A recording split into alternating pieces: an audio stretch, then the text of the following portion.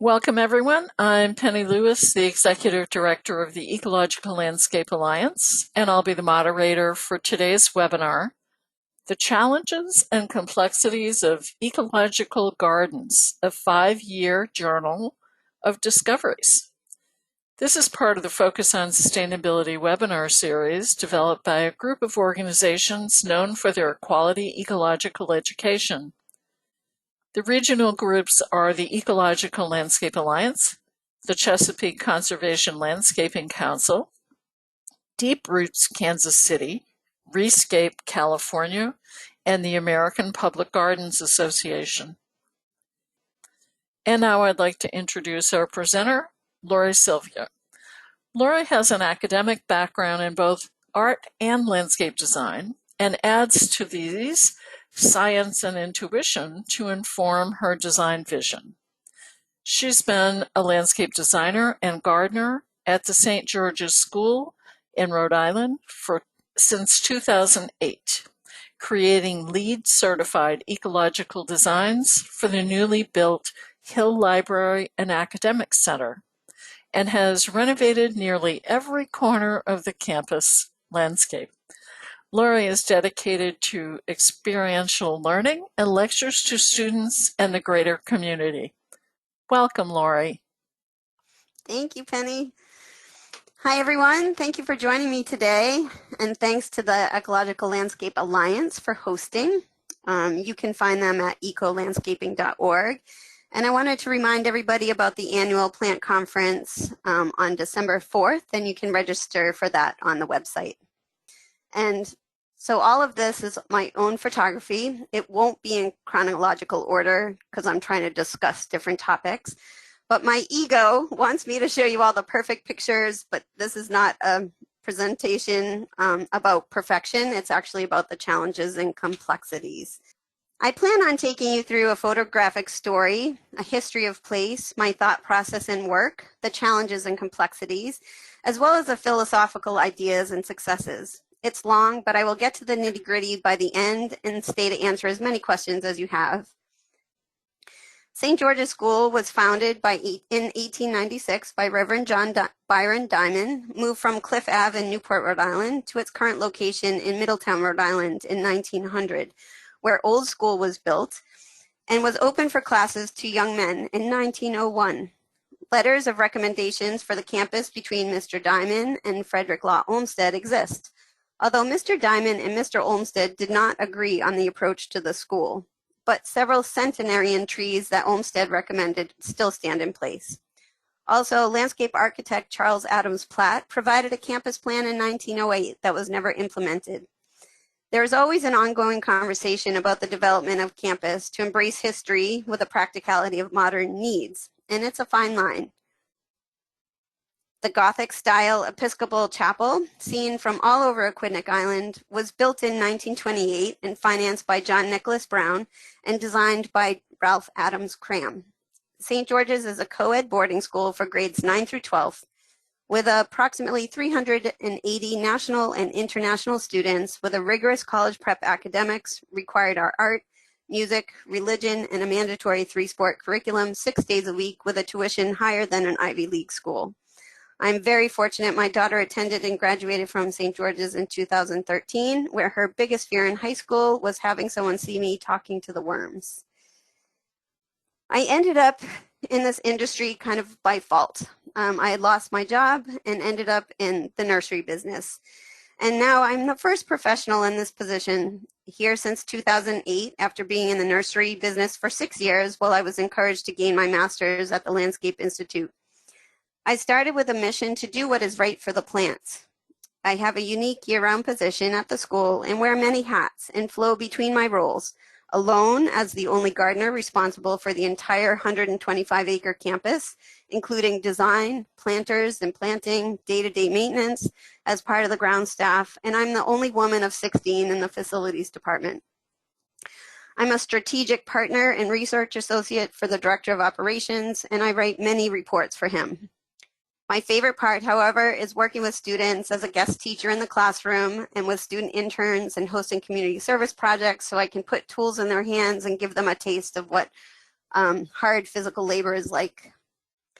And also I'm a representative for when we do bigger projects and become a landscape designer and project manager for some of those projects. I'm also part of a community group called Green Women locally, and as a yoga and water fitness instructor here on the island, giving lots of free gardening advice in locker rooms. This breathtaking view from the hilltop in Middletown, as we sit 125 acres at 25 feet above sea level, overlooking the gorgeous natural and protected areas. We have Statuesque Point National Wild Refuge right here. We have Second Beach.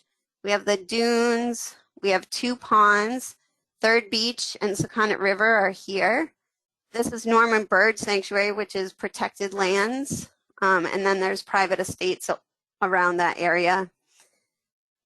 But it's really important, I think, to think of my geographic region as a whole and not just this school that sits on top of the hill. Aquidneck Island is 15 miles long and 5 miles wide and is usually pretty windy. Many acres were acquired over the years, and in 1925, the entire Statuesque Point area, 282 acres, was purchased by Michael Van Buren, John Nicholas Brown, and Vincent Astor to protect and preserve St. George's views from our proposed Great Amusement Park. I'll be showing slides between 3 projects briefly. One slide, Eberhart Memorial Courtyard that I designed in 2014, the Hill Library Rain Garden project from 2011, and the more in-depth look at the Academic Center project from 2015, and inspirational slides from the native and natural landscape in my region. I'm also grateful to the ELA and the NDAL conferences and former New England Grows and amazing teachers I've had at the Landscape Institute. I've learned meaningful and significant information and have been inspired by so many, and I hope my talk can inspire philosophical discussion and some insight into your projects from my challenges. This view from the hilltop inspires and guides my work daily and intuitively filters through me while I'm designing. St. George's and the Academic Center landscape does not exist as an island. We have shared history with the landscapes, both the natural and planted, and they both exist in relationship to one another. Being on site daily for almost 13 years and the last 5 years at the new Academic Center, has allowed me to address issues as they arose. And each year, the Academic Center landscape has birthed a new landscape as nature started to take over, and I became the landscape's partner instead of parent. I know today we're all here as interested advocates to protect our land and water resources, to plan or participate in conservation projects and ecological designs or caretake in them. Water priority should be to protect all water sources to sustain life. So our goal towards ecological sustainable landscapes should include protecting drinking water supplies, conserving rainfall, eliminating contaminated runoff into the storm drains, streams, rivers, and oceans, and to use regional native plants in the landscapes that are more resilient, flexible, and overall needing less resource input. As we look to the environmental and biodiverse landscapes in design, ones that are recognized for accreditation and conserve and use the available water on site, we must take a close look at our surroundings, the natural habitats, and how they perform, observing which plants are thriving and why, exploring as close to the geographic location to where we are designing, and choosing elements that can be directly lifted from nature and what we observe. Thinking about our input into the environment is vital to our work. Every choice we make affects what happens around us, like a pebble being tossed into a still pond. Like nature, we need to depend on plants, and the reciprocal relationship of those merging plants within my landscape with the natural landscape creates that dynamic connection. The layering of native plants, grasses, perennials, biennials, ferns, shrubs, and the succession of those into taller shrubs and trees create edge habitat that is important. Just like the view from the coastal edge into the forest as seen from my project below.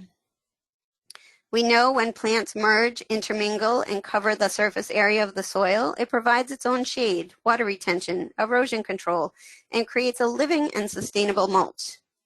Conserving the natural breakdown of plants provides a biomass in a closed loop circle, just as nature creates. Plants are much more beautiful to look at and can serve greater purposes, especially for the wildlife and pollinators that winter over in natural landscapes of leaf litter and hollow stems, and in return help protect our food sources. It's all interconnected. I'm going to go in between like my project and some natural slides because I'd like to blur the line and see if you can tell. Natural and inspiration and interpretation infiltrates my work, and the responsibility I feel towards this landscape and beyond is real, endless, and heartfelt.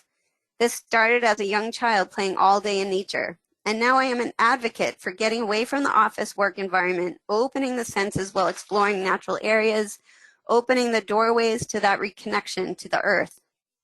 This observational and sensory approach can percolate through you during your work and inspire new ideas. For me, the process and details are important. How people perceive the gardens day to day is important. The hours imagining the landscape can be infiltrated intuitively while building the landscape. I'm often trying to find the right balance of the natural landscape of where I am with the manicured and estate-like landscape of where I work, and that dynamic relationship between the two.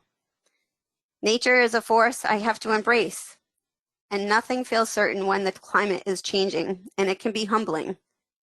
Frustration can occur when everyone is not on the same page. And also, we have to accept that natural designs will always naturally redesign, and it can vary between celebrated successes and disappointing failures. Water and weather make changes. Trees die or blow over in the wind. Plants sometimes do not survive erosion.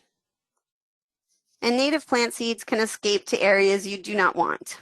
And what will be your response? In trying to blur the line between nature and design and to create and address this multifunctional landscape, I roam around as many regional native landscapes as possible.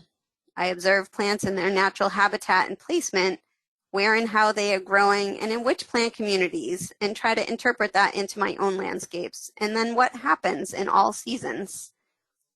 We may have an extensive checklist for the original design. However, remember it's the beginning, not the ending, and we can always add, alter, and amend based on observation. I was the only one who passionately cared for this project and felt determined to help others understand the concept of natural inspiration. In retrospect, perhaps one of my most instinctive and significant actions to start was to put in writing that I could stop this project at any time to alter my design and whenever I felt necessary. And so in this way, I could reflectively place plant material when I stood in the unplanted landscape. And being the on-site site director and also being a staff person here, I was able to go in and out of the building to make those adjustments from the windows and in the landscape during the process. So demonstrating that building the landscape from nothing can be a meaningful and thoughtful relationship to the landscapes beyond the site and to the people within the site.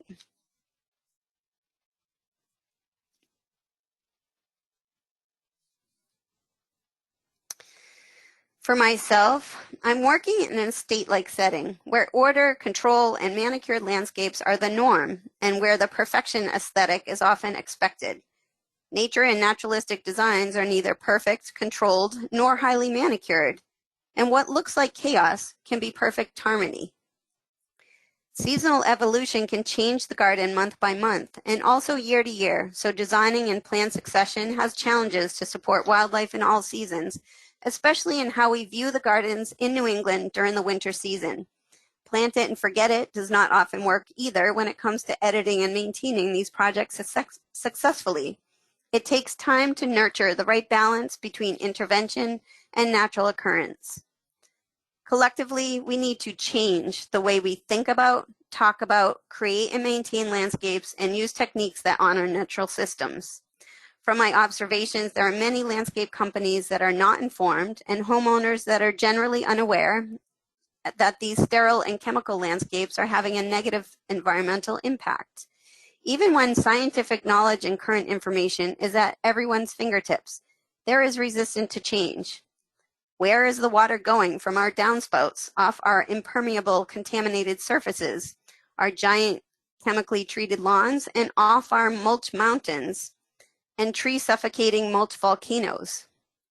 This is my favorite slide coming up. Why has unnaturally created cheap dead and dyed mulch become the norm? And why has empty gardens with over-pruned shrubs and islands of mulch become the standards of landscape everywhere? And since when did mulch become the garden priority over plants? We've grown accustomed to empty gardens. So when we see a garden full and abundant, we are challenged to see gardens in a different way by this aesthetic. In order to be truly ecological, biologically diverse, and sustainable, how can we also be convincing enough and visually communicate this more natural aesthetic and have it be understood? I've met intense resistance to change, even as an educated and very hardworking woman. I'm a threat to the status quo.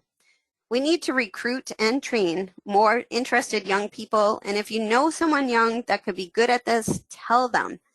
No one told me I could have been good at this until I was 35 years old. So find more ways in which to educate and train our landscape workers and pay them for training and send them to educational conferences. Ultimately, by helping both the workers and consumers to understand and appreciate the efforts, we can move towards more regenerative, reciprocal, and healthy landscapes. The 5 Ps: planning, practicality, perseverance, patience, and perception. The disconnect I see for ecological projects is between building and landscape architects, designers, building and landscape contractors, and maintenance and ground staff.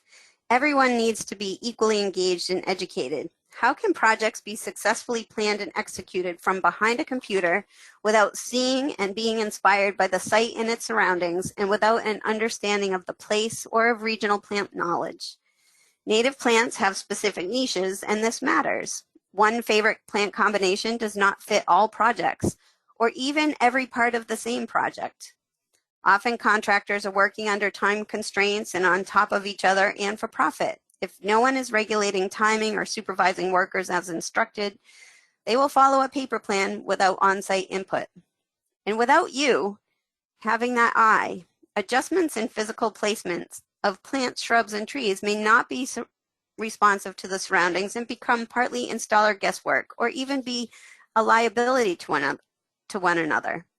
Logistics for and long-term maintenance is often neglected in the plans from architects and designers who have never maintained major gardens over the 4 seasons, and then sometimes left to workers who can be untrained and having to work fast and untimely, and may not have the skills to identify weeds from beneficial plants, and they may resort to weed whackers and blowers to fix it fast. And I worry about that disconnection of education and science. I see evident in everyday landscaping and the environmental impact of that disconnect. We need to reconnect and integrate our entire planning teams, and everyone must have a seat at the table early. Every project has restraints and budgets, timing, aesthetics, and unforeseeable problems, and human error. And what I've seen and heard by being in the facilities department is when they are not collectively invited into the planning discussions, yet need to deal with the day-to-day operations and maintenance, they feel discredited, which directly leads to apathy. I'll say that one more time because I think it's one of the most important things I've learned. What I've seen and heard by being in the facilities department, when they are not collectively invited into the planning discussions, yet need to deal with the day-to-day operations and maintenance, they feel discredited, which directly leads to apathy. Please don't overlook people who are there every day. They might have some really pertinent insights. Having multiple eyes looking at the same plans, this may catch potential problems or oversights before they even happen. I think mistakes, failures, bureaucracy, and egos are always present in any project. But what's needed is for everyone to be at the table and to take a deep look at where something went wrong, have input, and come up with multidimensional hypotheses and formulations for plans to fix it. And fixing may also have to be a collaboration and be an opportunity to teach each other. Some avoidable but correctable problems in this specific project were site engineering problems with pea stones that moved and miscalculations of road water from above the site, and no access to water for outside for establishing the landscape. No place for salty snow to be plowed, and no way to get mowers up to the 3 teaching lawns, and narrow walkways at indirect walkways that ignoring students' habitual paths in one straight line or walking together in big groups. And the sloped road edge that did not direct the water into the northeast rain garden. So there's a rain garden down in here. So this road water needed to go that way. And also this area is from above is open, but it's a big long staircase that goes down into the utilities room. So snow has to be shoveled and carried up the staircase and up and out. So learning from these challenges and working together, communicating and persevering until the desired result is achieved, we can teach each other and essentially make a large project function all around better and with more practicality. And what I've learned most about my process is I have the ability to see it before anything is there, see problems before they exist, and I need to be critical of my own work and get involved as early as possible. My willingness to experiment with my sheer determination to make it work and observe and document closely what happens keeps my ideas fluid and promotes positive change. In landscaping, if I intervene less, let go of my expectations, can I let nature do more of the work? I have learned perseverance and patience is a necessity. And now that I have learned patience is a necessary ingredient, luckily nature often fixes itself, and education for all will help us all be more successful. Consider the perception of a project. I had a person referring to my work directly say to me right here, "You should cut this mess down and plant butterfly bushes and azaleas." After a moment of shock and frustrating anger, I began to think deeply about what he really meant. And what I think he really meant is, I don't understand this landscape. So why do we view things negatively that we don't understand? Is it because ecological gardens are not static and are ever changing, challenging our brains to see a different image of the same thing all the time? When new ideas and techniques are being implemented and practiced but not often explained, sometimes the impression to the general observer is they are messy, unkept, or out of control, or maybe even scary. Considering we all still have deeply integrated the evolutionary autonomic nervous system response to potential danger of the unknown hiding within. Knowing that, I'm trying to create more information, narratives, signs, brochures, and built-in visual starting points to help people see it more clearly for what it is and what I'm trying to achieve. I found these gardens are not fully understood until they see it in full bloom with flowers, because generally most people enjoy, understand, and appreciate flowers. The mind is pleased by beauty, colorful abundance, and we like what we know. However, full integration can take 3 to 5 years to achieve, and not without working to achieve it, and sometimes it doesn't even look nice as we're trying to achieve it. It is important to communicate the purpose of an ecological landscape with the intention that plants have a functional purpose, sometimes above the flowering function. So I like to compare it to a cake. You cannot put colorful frosting on a cake without first baking the cake. So these landscape cake ingredients are the soil biology, the structure and drainage, the dynamic health and biodiversity. Natural and engineered soils have differences that need to be addressed. Root function. And I started thinking, like, what do the roots look like? So I started digging up plants to see what they were like.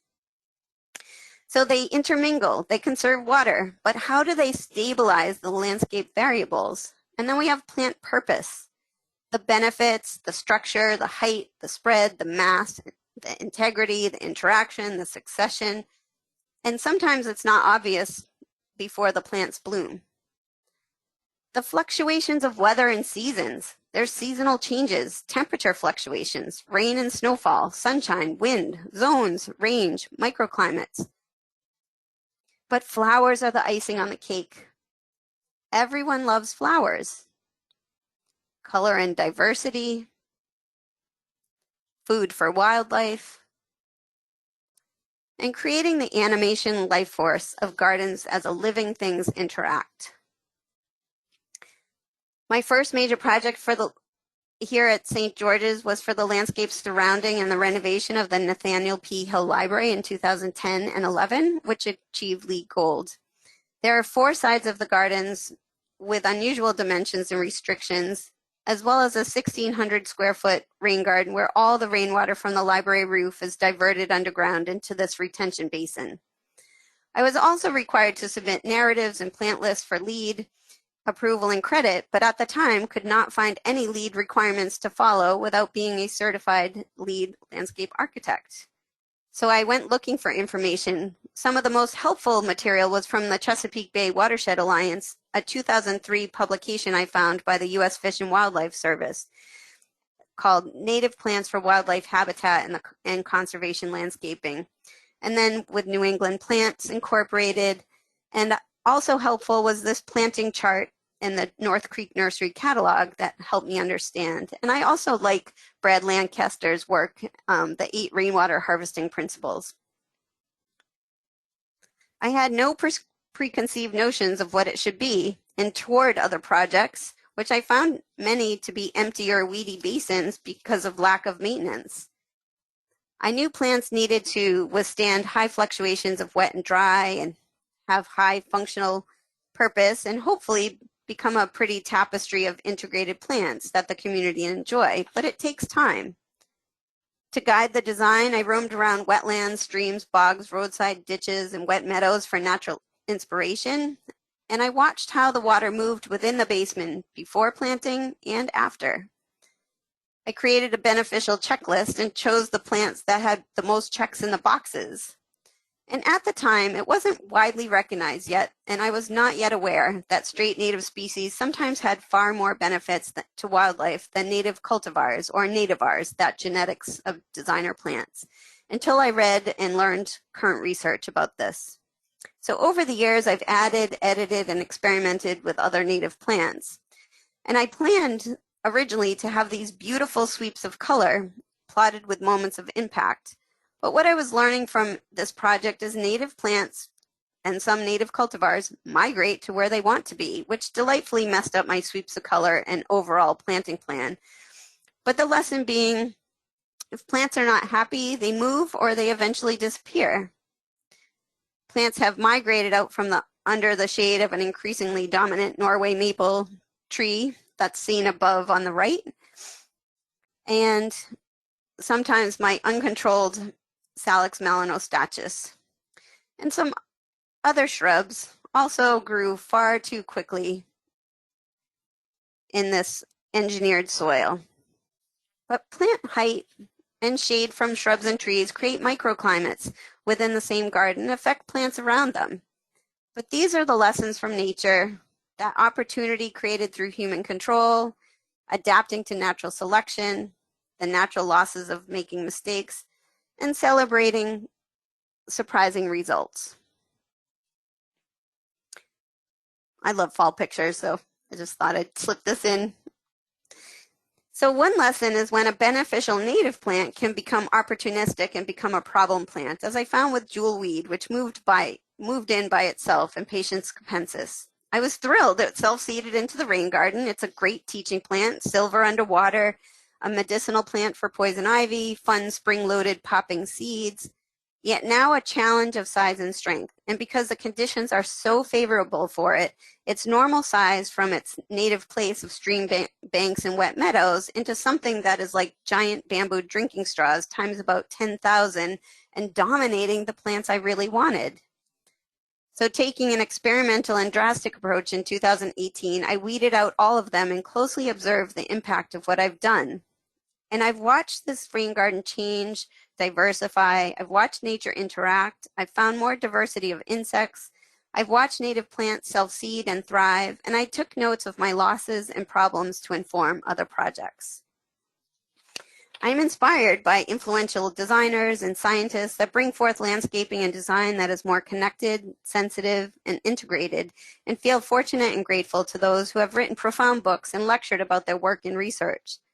Important pollinator research is taking place. And there are many helpful agencies like the New England Wildflower Society and Xerces Society. I've taken inspirational trips to Garden in the Woods in Framingham, Mass.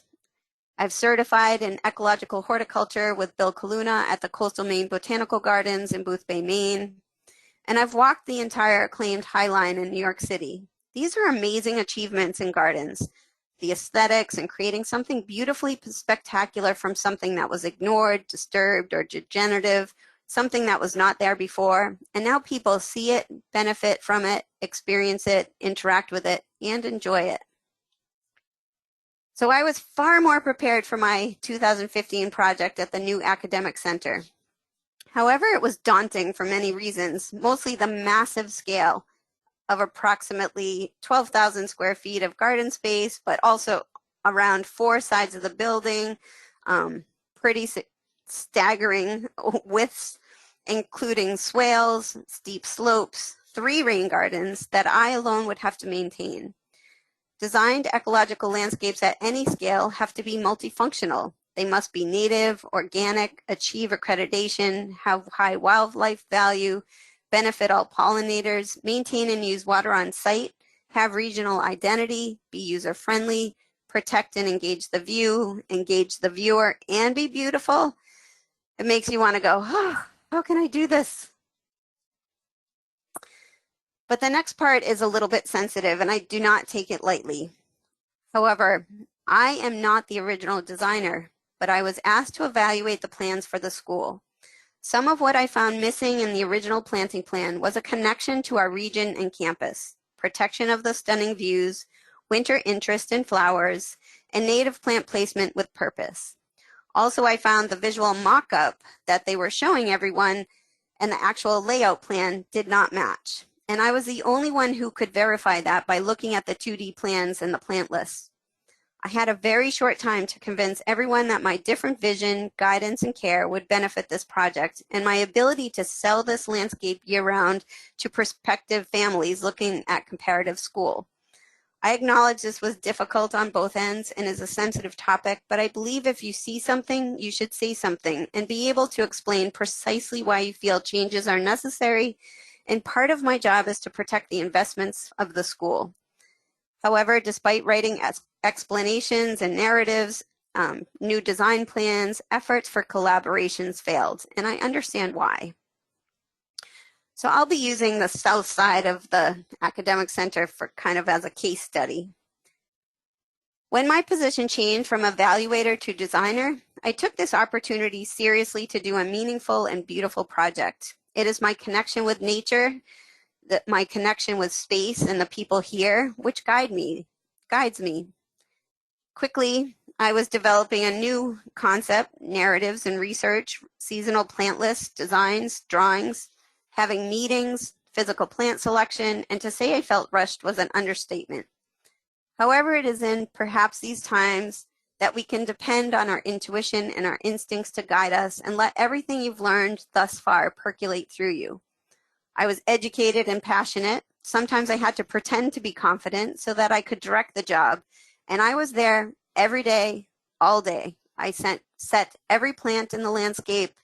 I had a lot of help with planting, definitely, but I really was invested in this project. So only 4 months later, after the install crews left for the day and it was calm and quiet, I stayed longer and I stayed alone and I observed and noticed. I planted more, I photographed, and I took field notes. And many times during that first year, I was discouraged and impatient. Yet each surviving plant, tree, and shrub, every new blossom was the gift of motivation. Every day, I considered what it was I was trying to achieve and nurture and kept planting it. It was a constant effort in how I could make it better. The topics I used for designing came, excuse me, directly from Sustainable Sites Initiative, and the checklist is extensive, but I feel very helpful. As I formulate ideas about the project, I often write narratives or a mission statement for the work I would like to achieve, and this often helps to explain your intentions for the lead reports and can be used in printed materials. I study and formulate designs directly over the site engineering grading plans and look at architectural building plans. Both give me that information I need most. Questions of how does rainfall hit the site? Where is the water going to go? Identifying grades and terrain like steep dry slopes, swales with moving salty water, basins that temporarily hold water, and the directions of the sun and wind. All will have different plant palettes. So I'll kind of go over this quick. So the original building was this part, built in the 60s. And then they added all of this around it. So they kind of swallowed up the old building with the new building. So I have to think of it as about 18 gardens. So we have the entrance garden right here, then the upper swale. There's a garden up here. It's like the walkway garden, and the southwest corner garden. And then you have a long swale that goes all along the south side. You have a stone wall or cement wall. That's a hot slope right here. You have the first rain garden right here.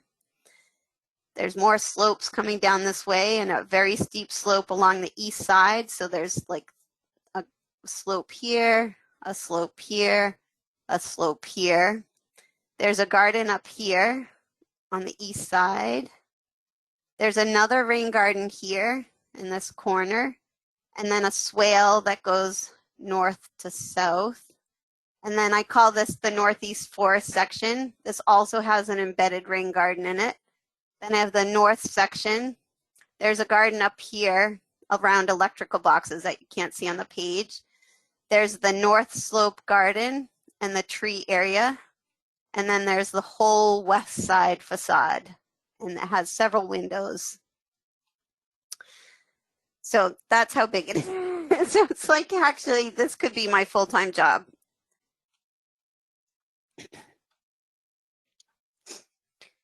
So as I formulate these designs and the different plant palettes, I color-coded some plant combinations to aid myself and set parameters of where the materials should be blended and placed. In addition, I also go up into the school, inside the school, and what will people see when they look out the windows, either to enhance the view or hide something? What facades create radiant heat or be expanses of large windowless walls or cast shadows? Which windows do I need to protect for daylighting into the building? And where do people walk through or around these landscapes? And most importantly, is how do you feel in the relationship to a giant building and extensive landscape? Followed by an even harder question is, how do I maintain these gardens in a respectful and natural way, have them be understood and feel safe, and letting go of this control that we have implemented over our landscapes in a way have effort look effortless. However, everything does not always go smoothly. And here are some examples of challenges I've had to contend with. And I admit sometimes my inexperience helped me and sometimes it hindered me by not recognizing some of the things that you may see as very clear oversights. So I have this video to show you. Let me try to talk about the first major storm we had. So I'm driving down towards that site. It's during construction. We're still in major construction, but there was major miscalculations of the road runoff. And with a fast-moving storm like this, plants don't have enough time to root in without protection strategies like straw wattles and stone bridges that were not implemented. So this is very shortly after we did the south and southwest corner. And you can see the deep ruts it created. When we were installing these pea stone basins, everybody was standing around going, these stones are going to move the first storm. But unfortunately, because that was what was in the plans, that's what we had to do. So we went along and did exactly what the plan said, but this is the end result. And later it had to be completely redone. As you can see, it was almost washing the entire landscape down the hill, and it really was very challenging for all of us to fix this problem. And maybe had I been more experienced, I would have made sure that there were straw wattles around everything for quite a long time until things had a chance to root in.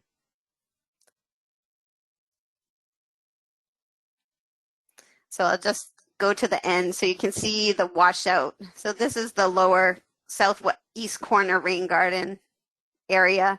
It literally filled that one up so fast that it overflowed and the water kept on washing down the hillside towards the ocean.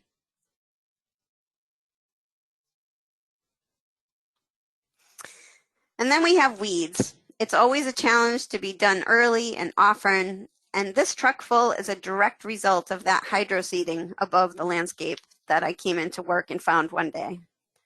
Sometimes there's compaction of engineered soils, and controlling people is really tricky. The construction workers wanted to go in a straight line from the road. They didn't want to always have to walk around.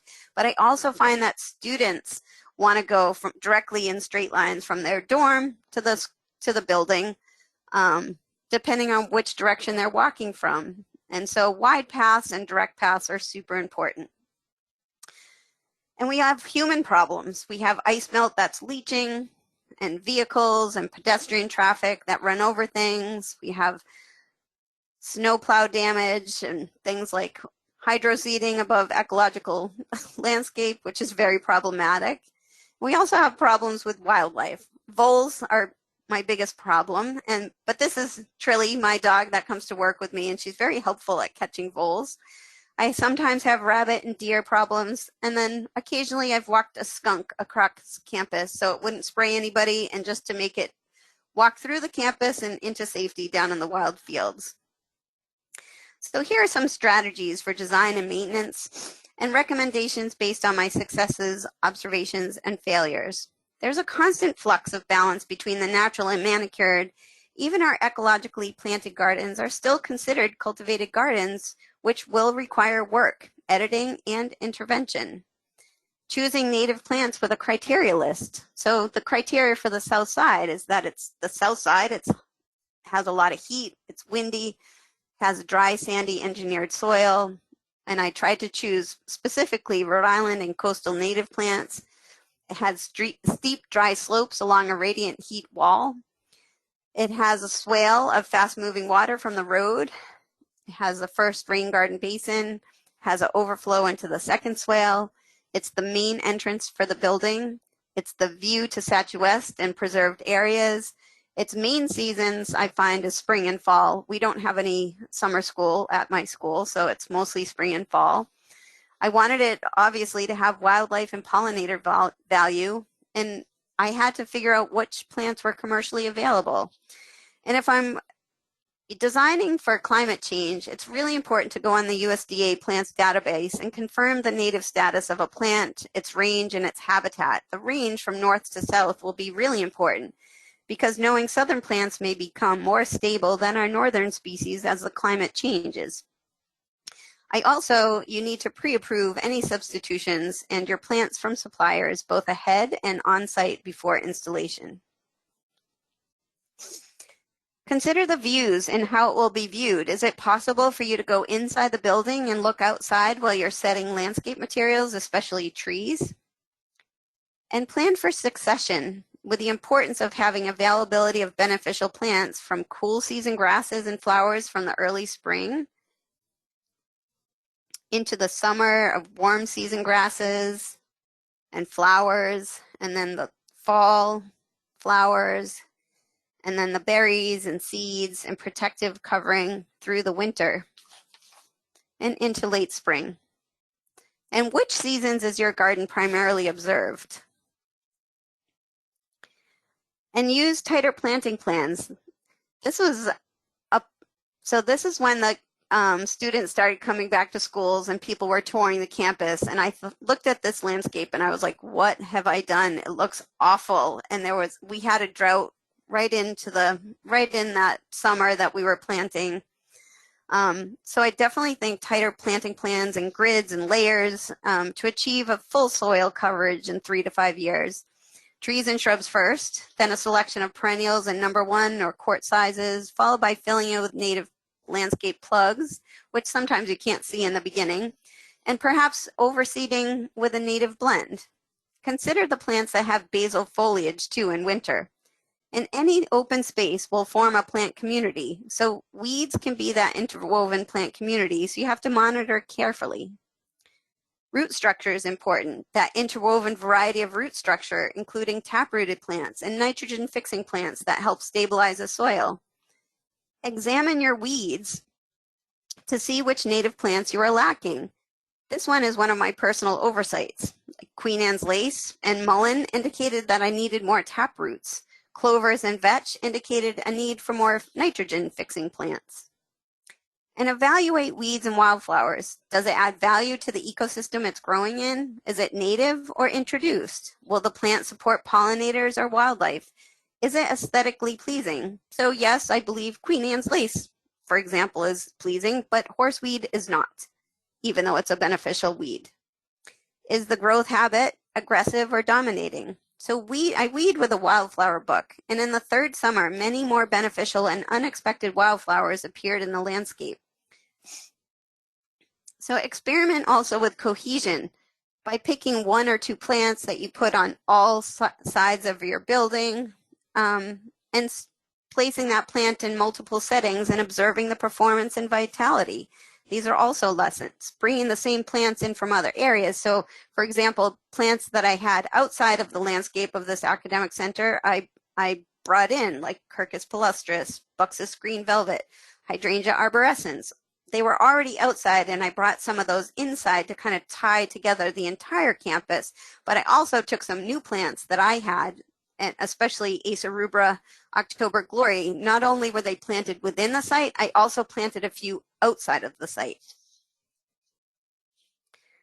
And connecting plants with people. What plants, trees, or fragrances in your landscape design could be people connectors? That feeling of, I know this. It's your hook. It's how you get people to come in closer and deeper. And I've used like this white river of fragrant heirloom Narcissus thalia, which is good for pollinators. I've used boxwoods and other evergreens. I use Hydrangea arborescens, which are highly recognizable. And you know, one little spot with fragrant hostas as they walk by, these are these easy to know plants. Black-eyed Susans, maples, birches, pines, and oaks, most people know. And maybe if you're trying to introduce people to a native landscape, maybe a linear bed that's confined would really help that introduction. And when they're interested, they may begin to ask questions and learn about native plants and gardening. Having a brochure and labeling plants to identify them is also helpful. Alma Pachki is the fan favorite, I think, because of how vibrant it is. It's not a native, but it's a native cultivar, and if people love it, I don't see any problem in including that into a landscape if you want people to enjoy it. And entrance design and winter design are also super important. Keeping that more estate-like and traditional feeling in the transitioning into the wild landscape, and do not hide where people need to go. You can hide things like electrical boxes, but making it clear so people can see the doorways and finding their way into the building. You can also use, using those easily identified plants. And then what does it look like in winter? So evergreens are really important, especially in New England. So enhance the view, protect the financial asset. The maple only blocks the view for a moment, but has purpose in this first rain garden, and blocks the view of a parking lot and building from inside the building. And so let's talk about maintenance. Maintain it like a garden, using natural process as an informed schedule, and try to see how others see it. So I find certain aspects help introduce people into this native and wild landscape. So maintaining the edges. Edges are the visual gateway. Clean, maintained, and perhaps mulched with shorter plants give people the understood starting point into the wilder and naturalistic planting plans. And constant weeding is essential, early and often before access becomes too difficult and until plants have become completely integrated. You have to continually monitor for invasive species, dominant self-seeders, underground runners, and check for contaminated plugs and container stock when you first start. And create a seed bank for regeneration, allowing those seed heads to overwinter and feed wildlife in place, and sometimes moving seeds to benefit other wild landscapes. So sometimes I have deadheaded a Solidago odora, which looked very gray, but then when I noticed I cut the seeds, the foliage actually turned beautiful colors. And what I do is whenever I have to deadhead native plants, I drive down the hillside towards the water that you can see, and I dump all those seed heads in the native wild fields that we have on campus. So I'm actually kind of regenerating those wild fields at the same time. And let's talk about Scruffy Horticulture. These are wild pictures of naturally occurring decay in fields. And I'm looking at these for the natural process to understand decomposition and how it informs my maintenance schedule and allowing the landscapes to look as natural as possible. And in the beginning, I did a traditional cutback and light rake out, but it didn't feel right to me, but I didn't know any other solution. And at some point I heard about a technique called chop and drop. And I don't know where I heard it, but I appreciate whoever said that or whoever coined that chop and drop name. And it helped me really think about things. So as close to the natural timing as possible, as the plants start to break down on their own, I go through and I break or cut the stems, and I break them into small pieces, and then I scatter them around like pickup sticks. So it's quicker if you gather the whole plant like a ponytail and then give a quick pull push and break the stems in my hands, and then I can crush them up. This keeps that naturally occurring decomposition in place so plants can grow through them, which stabilizes the areas and conserves moistures. And when breaking or cutting those stems, I leave a lot of segments into 18 and 24-inch hollow pithy stems for native bee nesting, and sometimes I add stuck-in sections of the plants I broke in order to keep the biomass up on the steep slopes. And, so I never use blowers in this garden, and I have to try to make sure nobody else uses blowers either. That's another example of sticking those stems in and creating those cross-hatching like pickup sticks.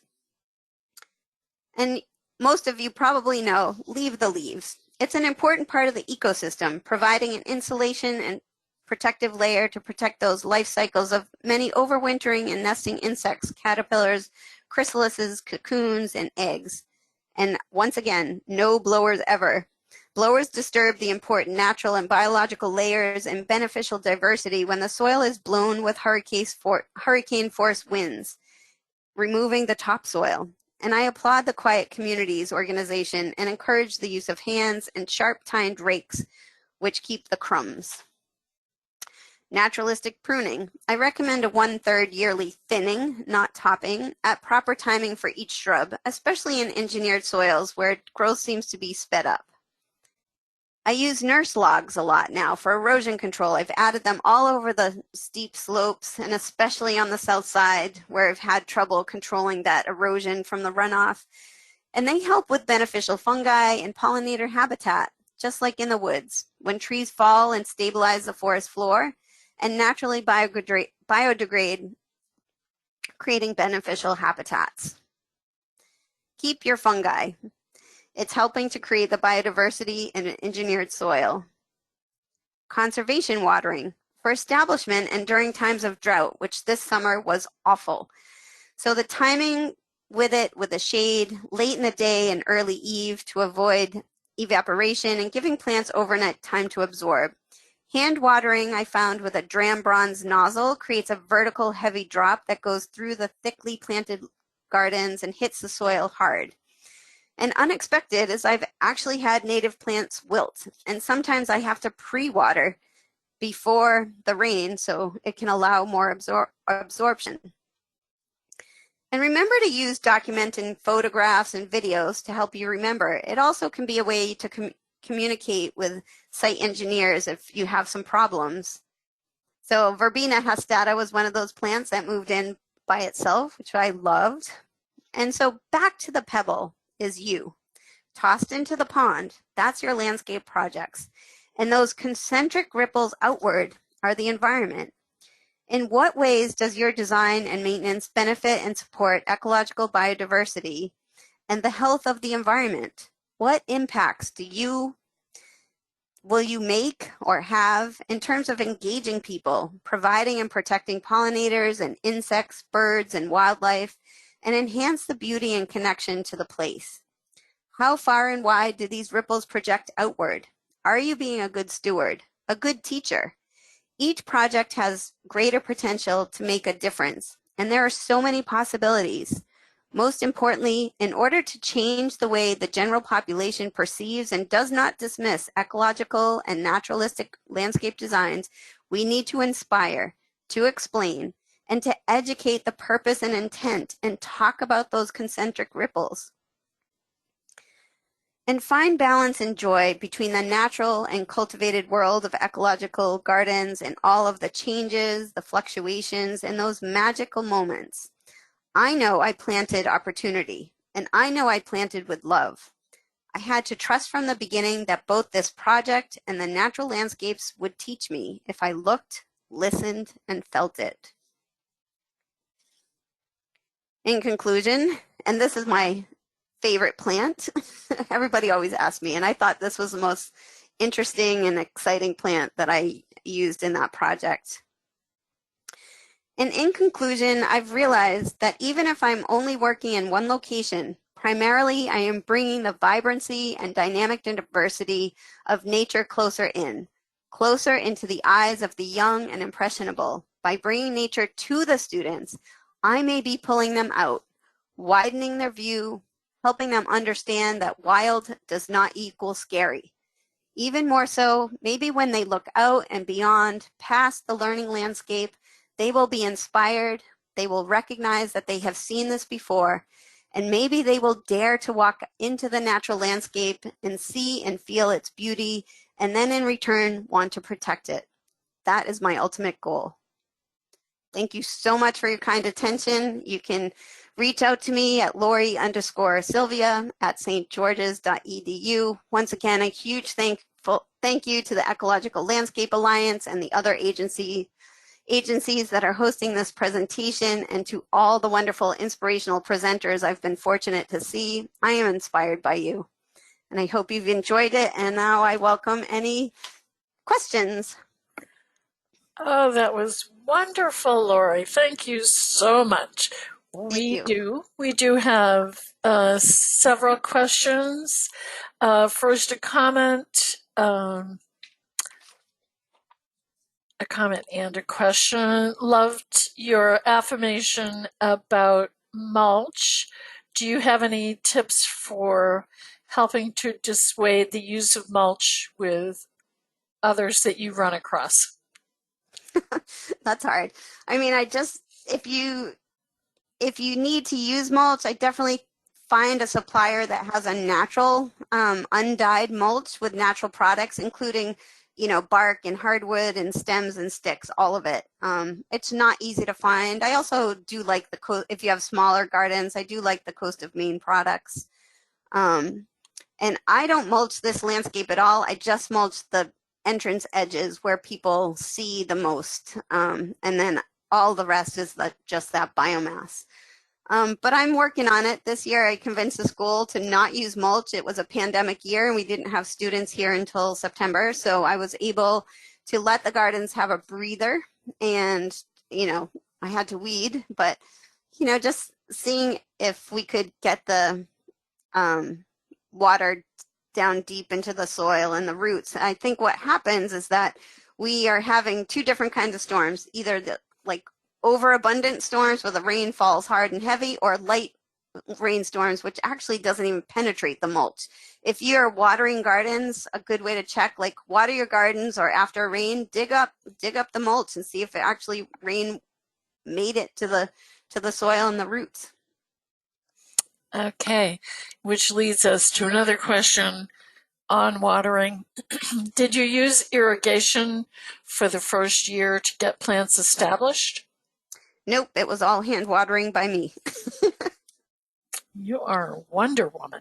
There's no irrigation in that whole project, Oh my goodness. or actually anywhere on school. My goodness.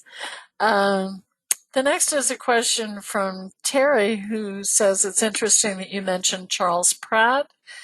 He had a home in an artist colony in a town in Cornish, New Hampshire. Was there any other influence of Charles Pratt on the projects?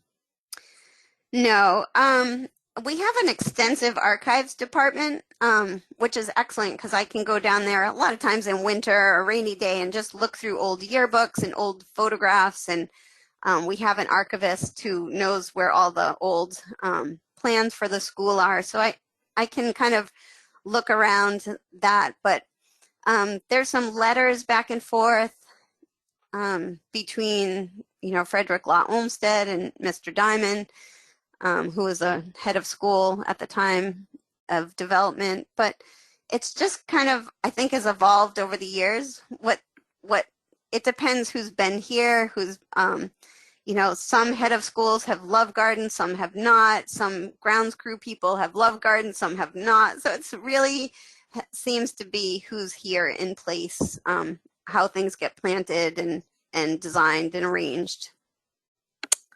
Okay, lots of challenges. Yes. Which plants did you use on the east slope that was so steep? A lot of warm season grasses. Those, let's see, I'm trying to think of all the grass let me find my notes and I can tell you exactly.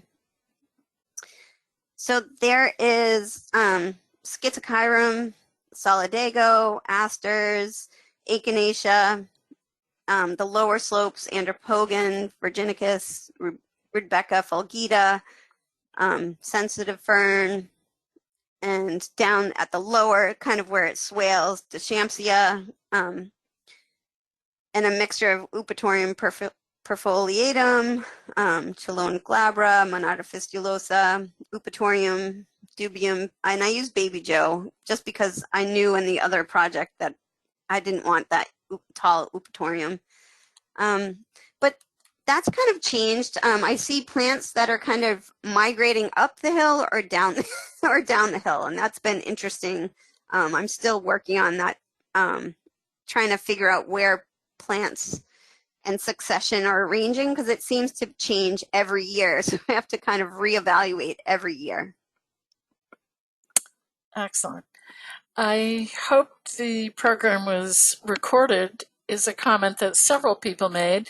So to answer all of you, the program is being recorded and I'll be sending a link to you in the next couple of days. Next question. Can you describe a little bit more the chop and drop in place composting? Sure. So it's very physical. It's me. I did get a battery operated weed whacker as it was becoming more challenging last year as things were really connecting. It probably takes me a full month every day, and I do that late winter, early spring. I kind of watch for the plants to release. So when the plants start naturally breaking down by themselves, I kind of know it's when it's time to start. And because it's such an extensive area, I have to start a little earlier. Otherwise, if it was a smaller version, I would wait until late spring when I knew insects were safe. But it's basically what I found is pruners take longer. It's better with your hands because the plants become really brittle. So I kind of gather the whole plant in a ponytail. That's the only way I can figure out, like gather it all in. And then I give it a quick snap at either. So some plants will break low naturally, but some plants will allow you to break them at like 18 to 24 inch. And then I just simply crack the stems I have in my hand into pieces and I throw them. I just throw them down and kind of make sure that they're scattered around and crisscross. And then I use sometimes bigger pieces that I've broken to stand up on the hillside slope, because that helps prevent all of it from like sliding downhill. And then when the plants start to grow up through it, it stabilizes it itself in the spring. And can you remind us when you start that process? I wait until it's late winter. Sometimes it's usually around February, early March, I'll start when the plants are really brittle and the weather's getting better. So that's usually when I start. It takes me a month probably Wow, to do all that. That's a lot of work. It is a lot of work. Can you repeat what the clover and Queen Anne's lace was telling you about the soil?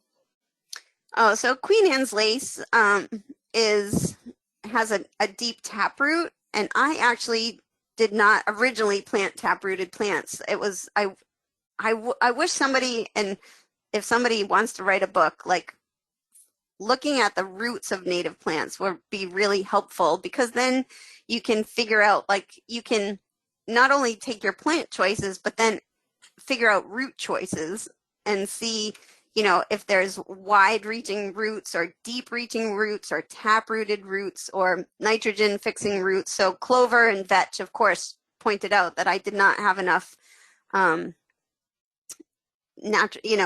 plants like lupin perennis or something, things that fixed the oh my gosh, I'm going blank. fix the nitrogen in the soil.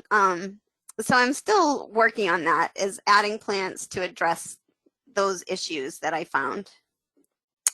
And a similar question, have you come upon any books that you could recommend that talk about what weeds can teach you about what's going on in the landscape? I haven't found any specific books. I do use a Wildflower of New England book that was put out by Ted Elliman and New England Wildflower Society. That's been helpful to kind of identify things. They don't always talk about what kind of roots, so sometimes I use the internet to do more plant research and see if I can find anything. And a lot of times, if in my search engine, if you put EXT at the end of your search, you're going to be connected to university websites where I'll start my research first and then go towards the wildflower societies and things like that in your area. Okay. How do you prepare the soil for a sunny native plant garden? I've heard that many native plants prefer soils that are not rich. I have used, well, in the two biggest projects, I've had engineered soil that was kind of custom blended. So I haven't really used anything else, but then in some other areas, smaller gardens that I've done and changed them into more diverse and native gardens, is I've just used the existing soil. And just, by making sure that the plant material compost in place kind of enriches the soil itself, and it's on the worms will come pull up leaf pieces down into the soil, and it's really helped improve soil just by being as natural as possible. I don't know if that answers the question, but I hope so. Yes, thank you.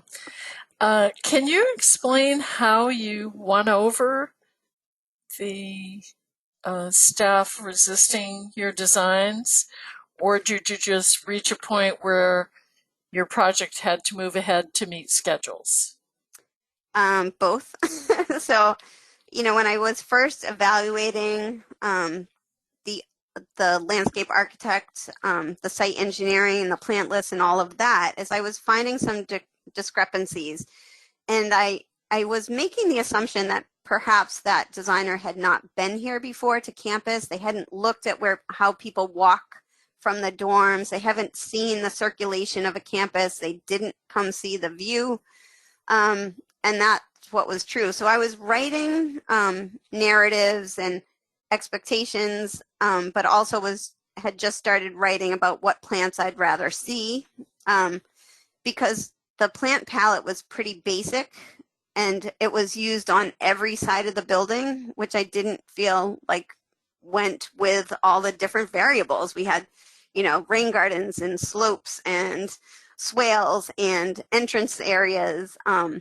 So I started to explain that to my director of operations, and I wrote a lot about it and tried to collaborate. And then it was basically because of the discrepancies and what I was pointing out and that difficult attempt to collaborate, it almost happened simultaneously where the director of operations kind of made a final decision to go with what I was saying, because it did take a lot of time and new drawings to explain what I was seeing in the drawings and explain it to all the people that were involved in this project on the building aspect, and the people that had the money and made the decision. So a lot was spent in that first month. So I literally had from March, that's when I started evaluating the plans and redesigning, and we started planting in July. Wow. So that was the window of opportunity I had to make everything happen. Very good. Can you tell us what the name of the dram nozzle was that you used for watering? Yeah, it's part of a professional watering wand, and you can buy that. I think it's on A.M. Leonard. Wherever you can get the dram products, there's a brass valve that attaches to these watering wands, but the valve sometimes breaks, so you can buy them just that. So that's all you need. You don't need the watering wand. But it's DRAMM is the company, Dram. Okay, thank you. Robin says that she's a fan of wood chips because they're free, and she finds that she has good water penetration.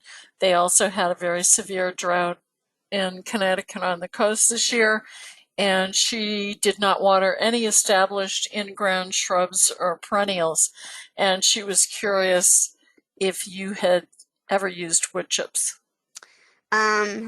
For two reasons, aesthetics. People like on campus that fresh, gross mulch that smells bad, in my opinion, because it's dyed. And I haven't been able to convince the school to use anything else, so I choose not to use anything in this landscape. Okay. Except for the biomass, just allowing that natural decomposition, and that helps. Yes, very good. What camera do you use, and what lens for your close-ups? It's all on iPhone. All of those pictures. Oh my. And so, that's the simplest tool because I have it in my pocket. You know what I mean? And so I'm because I went to art school and took photography, I try to organize my pictures. And originally I just started snapping pictures for my own use. I never even thought in the beginning that I would be lecturing about this. So it was mostly snapshots, and I have thousands that I had to go through and try to pick out the ones that I thought were the ones that most effectively, narrated my presentation. But there are a lot of beautiful things, and I'm here year round, which is great. So I'm here every day, 5 days a week, year round. So I'm, have been able to document everything around the school and in the gardens. Oh, that's great. The photos were really good. Thank you. Can you recommend a low-growing flowering plant under 2 feet? Doesn't mention sun or shade. There's probably 100 good plants. I mean, I really like Monarda punctata. Is pretty cool. That's hard to recommend just out of, without knowing the other variables of what somebody's trying to plant. But, I like the North Creek Nursery website to look at plants too. They have pictures, and I also use Missouri Botanical Gardens website, their plant finder, which is alphabetical, which is really interesting. So a lot of times you can see the plant, and they've written extensively like how big, like right, if you open the page for a certain plant, you'll see the stats on the plant, you'll see pictures of the plants, and then you'll see highly descriptive, you know, information about that plant. And that's the Missouri Botanical website, Oh, Botanical Garden website, that I really like a lot. okay, great. We've had a couple of recommendations. Michelle suggests Roy Diblick's book, The No Maintenance, KNOW Maintenance Garden Book. And Deborah suggests for books on plant roots, Robert Kouric, Kouric. Thank you for those suggestions. And we have one last question, and that's, what do you use for long tap-rooted plants? What have I used? I've used Baptisia australis, Lobelia cardinalis. I've left quite a bit of the Queen Anne's lace. However, it's becoming dominant, so sometimes it's so easy. After it blooms, it starts to form little seed heads, and then it becomes easy to pull out of the ground because I know that there's already self-seeded a bunch of others, so I don't mind removing it sometimes. But those are the two main ones I've used as tap-rooted plants for this project. Okay, excellent. Well, thank you so much for sharing this long adventure with our audience. It certainly has been an amazing opportunity for us to benefit from all of the wisdom you've learned and challenges you've managed to overcome. So thank you for sharing all of these hands-on lessons, Lori. No, thank you very much for inviting me to do this. Goodbye, everyone. Thank